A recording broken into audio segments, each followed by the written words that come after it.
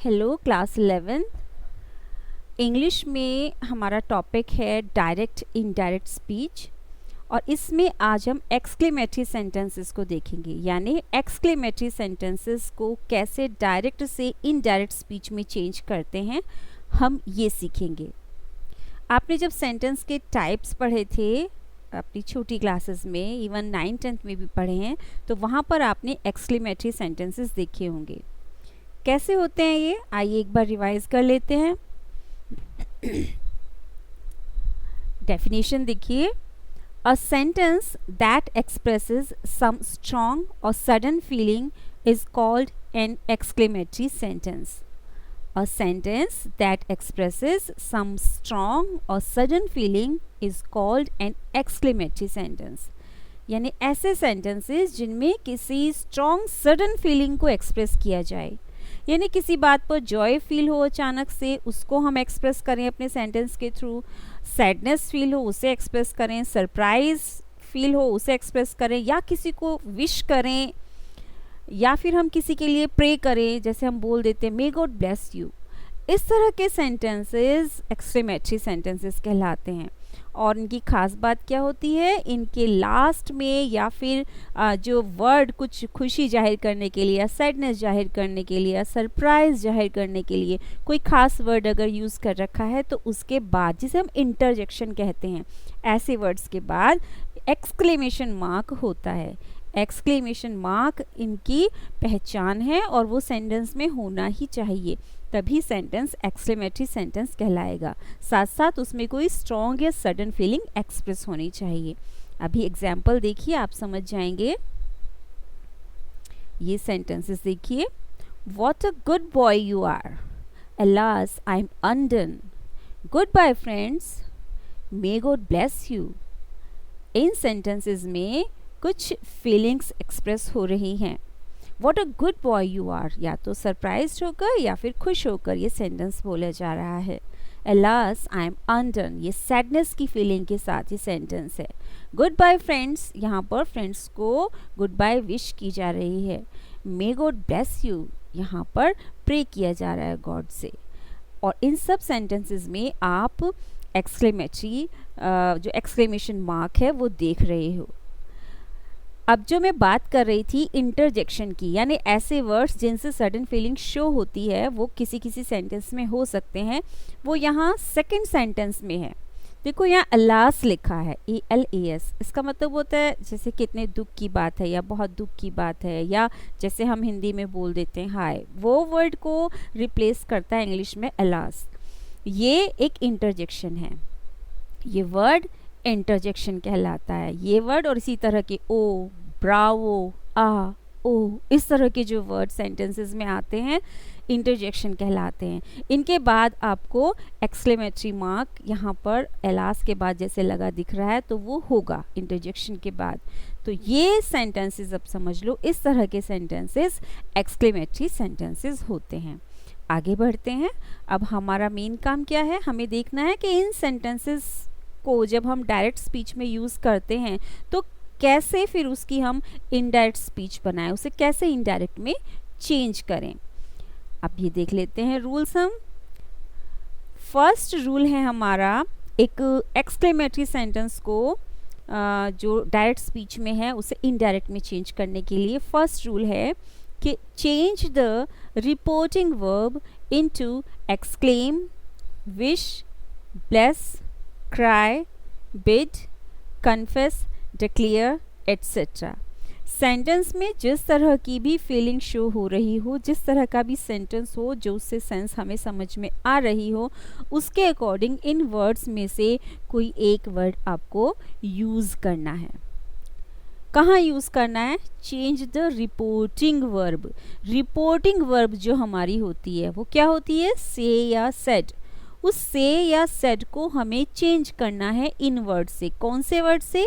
Exclaim, wish, bless, cry, bid, confess, declare. इन word से हमको उसे चेंज कर देना है। किसे चेंज करना है? से या सेड को। कैसे चेंज करना है? सेंटेंस की जैसी सेंस हो उसके अकॉर्डिंग हमें चेंज करना है।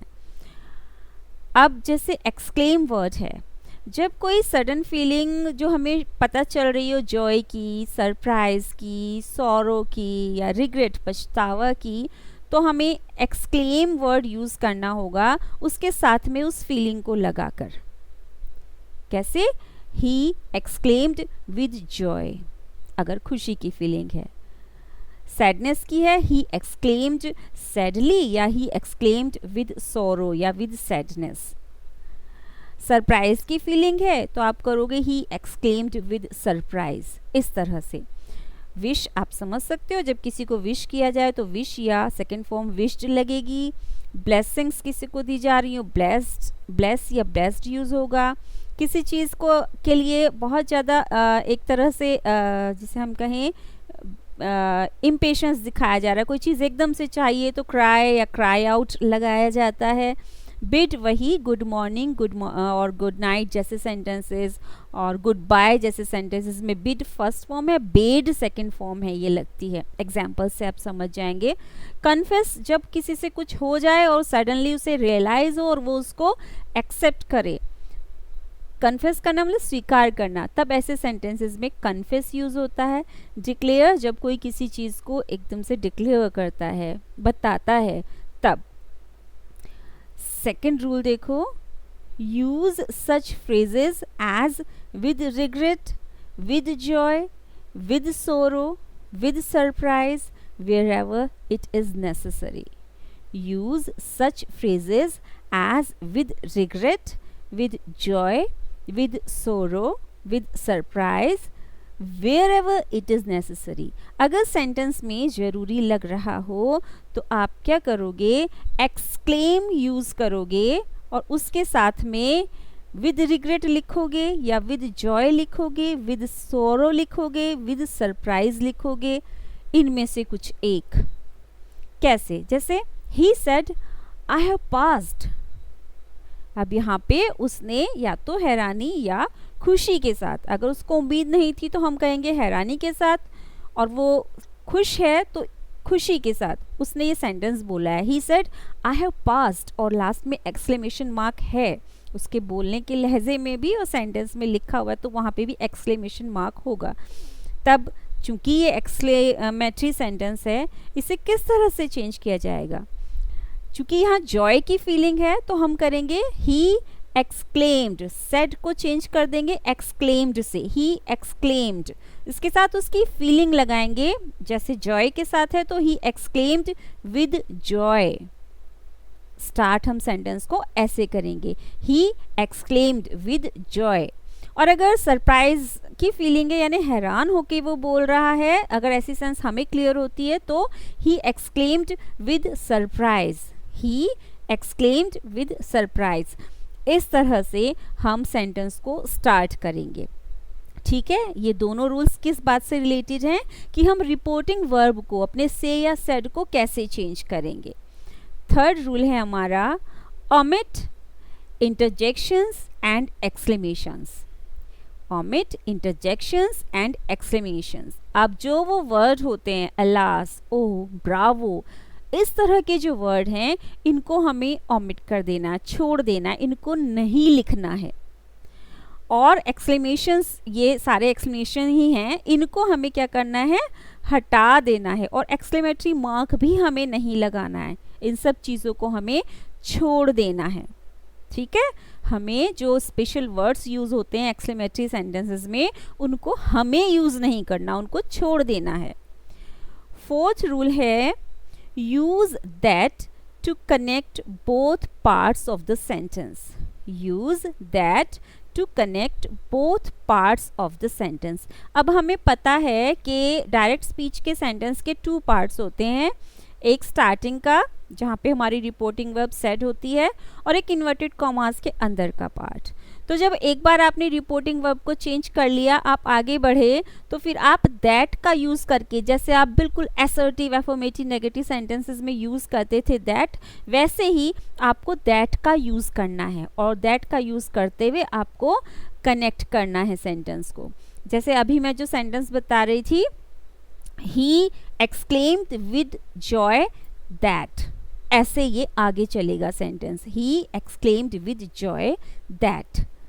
दैट कहाँ आना है? जब आपका रिपोर्टिंग पार्ट स्टार्टिंग का कंप्लीट हो जाए, उसके बाद इन्वर्टेड कॉमास वाले हिस्सा को आपको जोड़ना है, तब आप दैट यूज़ करोगे।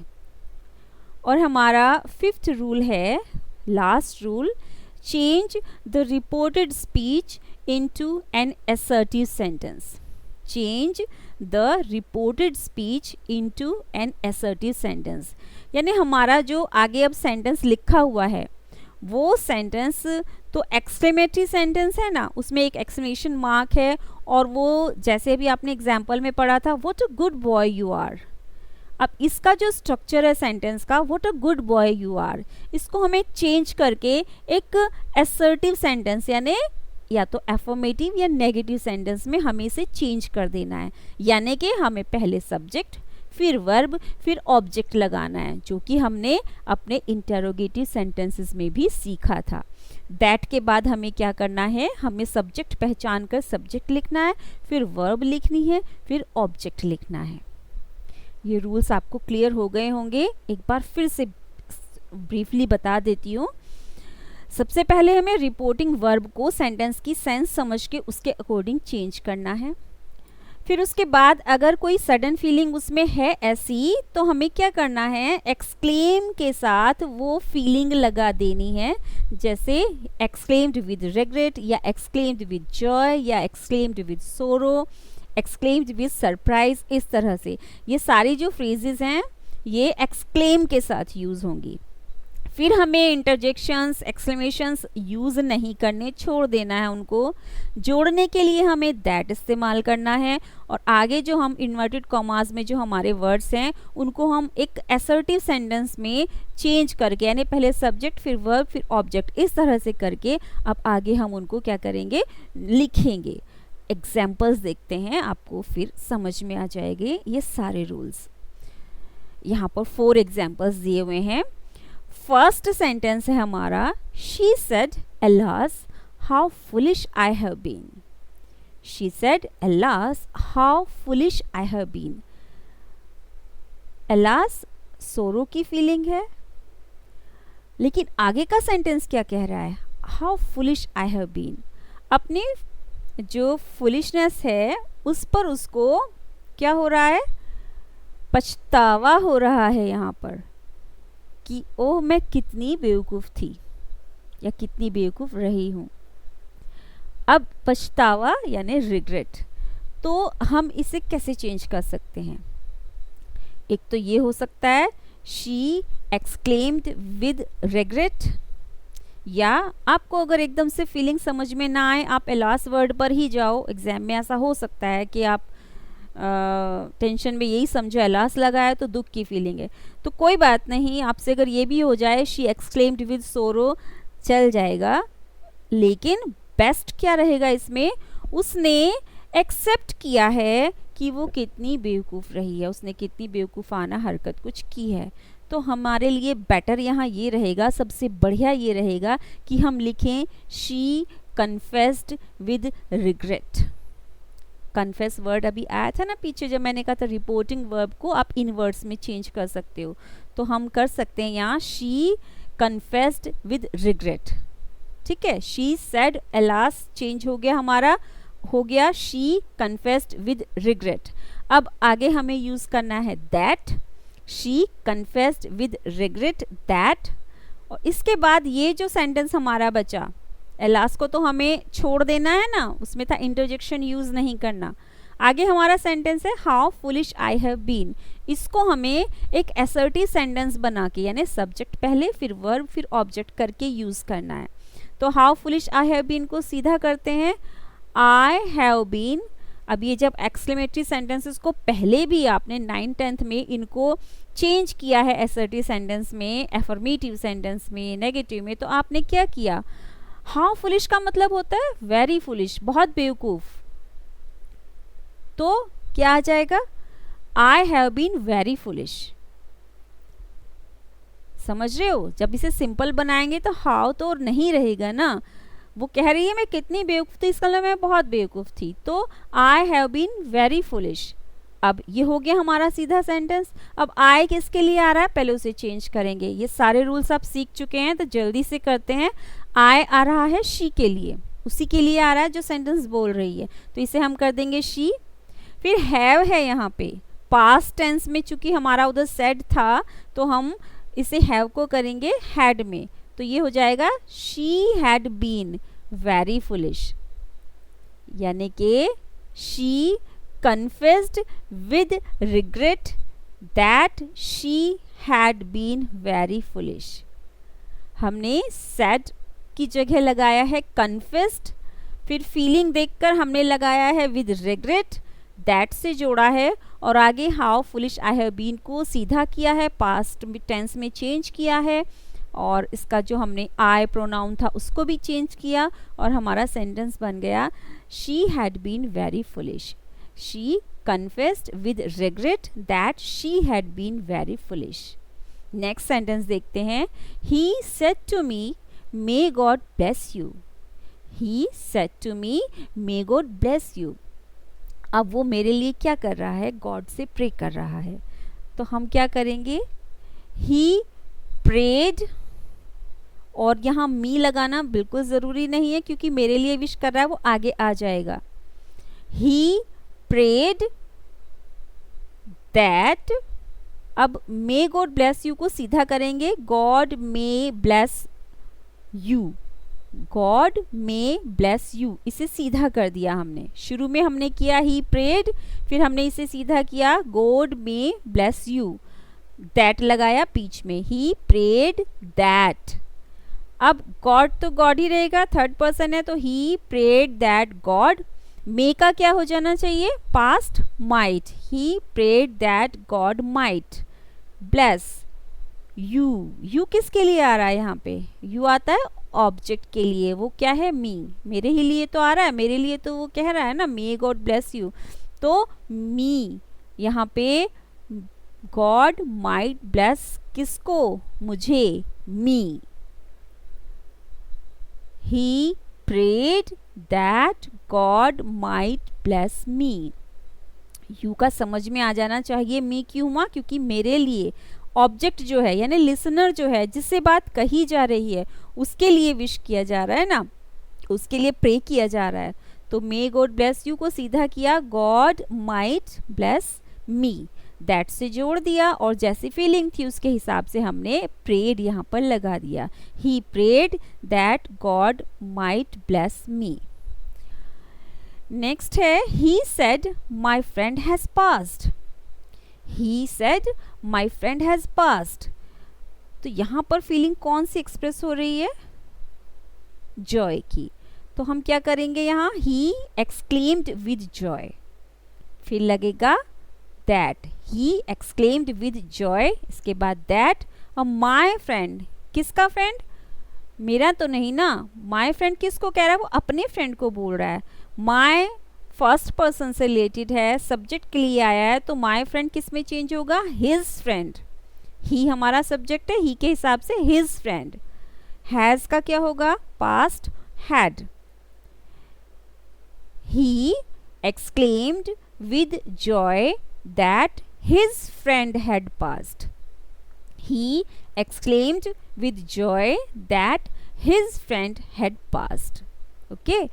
Next देखो, he said goodbye friends.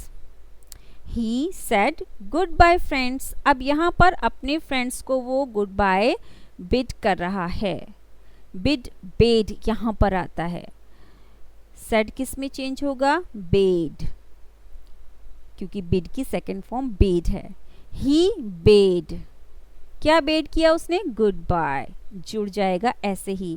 ऐसे सेंटेंसेस में that नहीं लगेगा, बीच बीच में इस तरह के सेंटेंसेस आएंगे कुछ. हाँ, he bade गुड बाय, किसको, टू, किनको, his friends.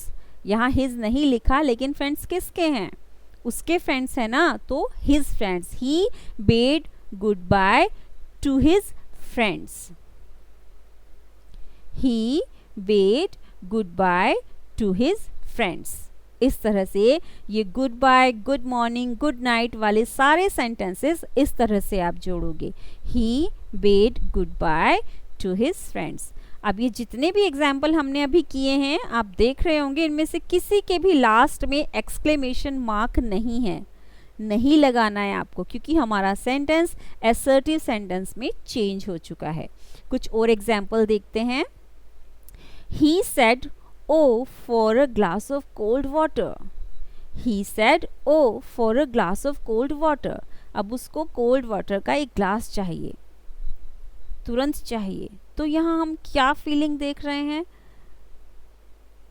एक बेचैनी, एक इम्पेशंस की फीलिंग है ना। तो या तो हो जाएगा ही एक्सक्लेम्ड विद इम्पेशंस, या सीधे सीधे he cried out for a glass of cold water. Simple way, that की जरूरत नहीं है, he cried out for a glass of cold water. Exclaimed वाले जितने भी सेंटेंसेस बनेंगे वहां पर आपको दैट की जरूरत पड़ेगी, और मोस्टली सेंटेंसेस में आपको दैट की जरूरत पड़ेगी, लेकिन कुछ बिना दैट के भी बनेंगे डायरेक्ट जोड़कर, इसीलिए आपको इतने एग्जाम्पल में बता रही हूँ। तो ये सेंटेंस क्या हो जाएगा? He cried out for a glass of water. यहाँ गलती से ही का शी हो गया, ही समझिए इसको, he cried out for a glass of cold water. बहुत सिंपल था ये, हमने इसमें इंटरजेक्शन ओ हटाया है और अपना फोर से ही हमने सेंटेंस को क्राइड आउट के साथ जोड़ दिया है। He cried out for a glass of cold water. Next sentence देखो, he said, "Bravo, you have done well." He said, "Bravo, you have done well." किसी को ब्रावो कहना मतलब होता है उसे अप्लॉज देना, अपलॉड करना, यानी शाबाशी देना। अब चूंकि अप्लॉज की फीलिंग है तो यहाँ पर अपलॉड आएगा। अपलॉज यानी शाबाशी की फीलिंग है, वो ब्रावो वर्ड से क्लियर हो जाती है, तो यहाँ पर अपलॉड आएगा। सेड है तो अपलॉड की सेकंड फॉर्म अपलॉडेड आएगा। ही अपलॉडेड, उसने अपलॉडेड यानी शाबाशी दी। अब किसे दी लगाना जरूरी है, किसको दी? यू हैव डन वेल, किसी को भी कह सकते हैं ना, एक को भी कह सकते हैं, एक से ज्यादा को भी कह सकते हैं। अभी हम एक माने तो हम करेंगे ही अपलॉडेड, अपने आप को माने तो ही अपलॉडेड मी, किसी दूसरे को माने तो ही अपलॉडेड हिम, एक से ज्यादा को माने तो he uploaded them. Uploaded Bravo वाले सेंटेंसेस में आएगा और किसी में नहीं आएगा। अपलॉडेड माने शाबाशी देना, शाबाशी दी। तो ही अपलॉडेड, अभी हम फिलहाल इसे क्या बताते हैं कि उसको दी, किसी एक बंदे को। ही अपलॉडेड हिम, उसने उसको शाबाशी दी। कैसे? सेइंग, ये कहते हुए, that, saying that. He applauded him, कैसे? सेइंग दैट, ये कहते हुए कि। अब आगे का sentence you have done well को हम असर्टिव सेंटेंस में अपने और इसके जो प्रोनाउंस है उनको चेंज करते हुए जोड़ देंगे। ये असर्टिव ही है, प्रोनाउंस चेंज करेंगे इसके। यू किसके लिए आ रहा है? अब जिसे शाबाशी दी जा रही है वो क्या है हमारा? हिम था ना, ही अपलॉडेड हिम, तो हिम के अकॉर्डिंग यू को हम चेंज करेंगे, ही में हैव का करेंगे हैड। तो he applauded him saying that he had done well, he had done well। ये सेंटेंस का जो स्ट्रक्चर है इसको ध्यान से याद कर लेना थोड़ा सा। ब्रावो वाले जितने भी सेंटेंसेस है वो इसी तरह से बनेंगे, अपलॉडेड और सेइंग दैट इनमें लगेगा। he applauded him saying that he had done well। ये हमारा सेंटेंस कंप्लीट हो गया। नेक्स्ट देखो, ये भी काफी इंपॉर्टेंट है। Curse it, exclaimed the driver. Who could have ever seen such ill luck? Curse it, exclaimed the driver. Who could have ever seen such ill luck? अब ड्राइवर ने क्या किया? एक्सक्लेम किया, यानी एकदम से वो बोला कर्स इट। यहाँ एक ओथ है, मतलब जब कुछ बहुत बुरा हो जाए तो तब जिस तरह के वर्ड्स मुंह से निकलते हैं उसके लिए। Who could have ever seen such ill luck, मतलब इतने ill luck की किसने कभी सोची होगी कि ये भी होगा। अब चूंकि यहाँ पे एक ओथ है कर्स इट, तो हम करेंगे द ड्राइवर एक्सक्लेम्ड। एक्सक्लेम्ड हमें ऑलरेडी यहाँ पे दे दिया, सेड भी हो सकता था। तो उसे भी हम चेंज करते हैं एक्सक्लेम में। तो द ड्राइवर सीधा कर देंगे सेंटेंस को, the driver exclaimed with an oath, OATH, the driver exclaimed with an oath, और इसके बाद दैट लगा के ये आगे हु वाला हिस्सा जोड़ेंगे। किस तरह से जोड़ेंगे? इस तरह से, the driver exclaimed with an oath that, अब आगे हमारा सेंटेंस है who could have ever seen such ill luck, किसने ऐसे इल लक की उम्मीद की होगी। अब किसने की होगी, जब इसे हम एक असर्टिव सेंटेंस में चेंज करेंगे तो हमें इसको असर्टिव सेंटेंस में चेंज करने के लिए इसकी फीलिंग को समझ के हमें इसमें करना होगा किसी ने भी नहीं की होगी। किसने की होगी? किसी ने भी नहीं की होगी। तो अब जब असर्टिव सेंटेंस में चेंज हो जाएगा तो हु हट जाएगा, और उसकी जगह जब हम कह रहे हैं किसी ने भी नहीं की होगी भाई, तो किसी ने भी नहीं का हो जाएगा नोबडी या नो वन या नन, NONE, नोबडी या नो वन या नन। इन तीनों शब्दों में से कोई एक आप यूज कर सकते हैं, जैसे यहाँ मैंने नोबडी यूज किया है। फिर कुड ठीक है, हैव ठीक है। हमारे सेंटेंस में यहाँ पर जो थर्ड एग्जाम्पल है इसमें सीन से पहले फोर वर्ड लगना था। फोर सीन का ही मतलब होता है पहले से किसने सोचा होगा, है ना। तो यहाँ पर एग्जाम्पल में फोर सीन आप इसे पढ़ना, देन फिर ये हमारा जो आंसर है ये बिल्कुल ठीक है। हम यहाँ थे नोबडी कुड हैव, फिर फोर सीन ठीक है, सच इल लक। आगे सेंटेंस एज इट इज जाएगा। हमें क्या करना है, हु की जगह किसी ने भी नहीं के हिसाब से नोबडी या नो वन या नन लगाना है। The driver exclaimed with an oath, an oath हमने क्यों लगाया विद एन ऑथ, क्योंकि कर्सिट वर्ड है यहाँ पर, इसकी जगह पे हमने विद एन ऑथ लगाया है। फिर दैट से जोड़ा है और इसके बाद हु की जगह नोबडी लगाते हुए हमने अपना सेंटेंस कंप्लीट किया है। अब आपके लिए असाइनमेंट है, इसमें मैंने आपको 10 सेंटेंसेस दिए हैं। सब तरह के सेंटेंसेस ये हम डिस्कस कर चुके हैं। ये असाइनमेंट आप कंप्लीट करना, अपनी नोटबुक में करना, और ये डायरेक्ट इनडायरेक्ट की जो हमारी टॉपिक चल रहा था वो भी ख़त्म होता है। नेक्स्ट टॉपिक हम लेंगे सिंथेसिस। तब तक के लिए बाय।